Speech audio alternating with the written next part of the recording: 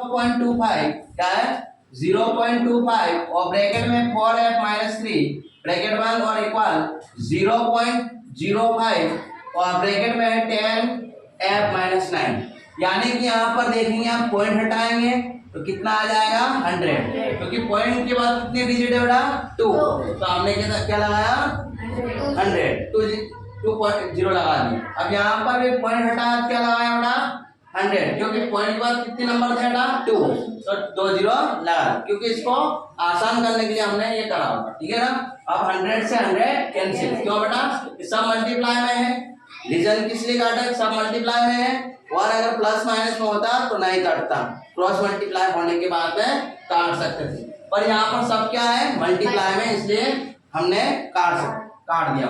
अब यहाँ पर बेटा हमारा है 25 और 4f-3 और यहाँ पर है 5 और 10f-9 क्योंकि बेटा 0.5 लिखने से कोई मतलब नहीं है ये 5 ही है। क्या है 5 0.5 था तो हमने 5 लिख दिया बेटा तो कोई दिक्कत नहीं। अब बेटा 25 4 जा 100f है ना 25 4 जा 100।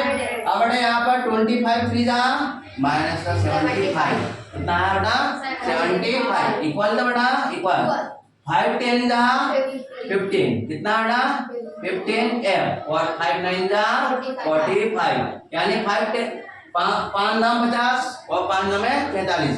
अब बेटा देखना क्या f की वैल्यू निकालना है।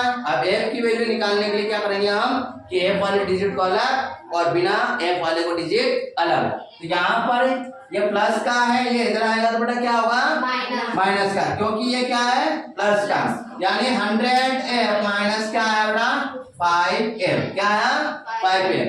जैसे कि यहाँ पर प्लस का था इक्वल के इधर लाने पर क्या होता है जो प्लस होता है वो क्या हो जाता है माइनस और जो माइनस होता है वो क्या हो जाता है प्लस।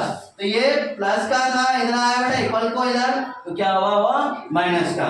अब ये माइनस का 45 अपनी जगह बेटा ये 75 माइनस का था उधर गया तो बेटा इक्वल के उधर जाएंगे तो क्या होगा प्लस का तो प्लस का 75। अब बेटा यहाँ पर 100 में से 15 गया कितना है बेटा 15f और यहाँ पर आया बेटा कितना 30f। ठीक है ना क्योंकि 75 प्लस का है और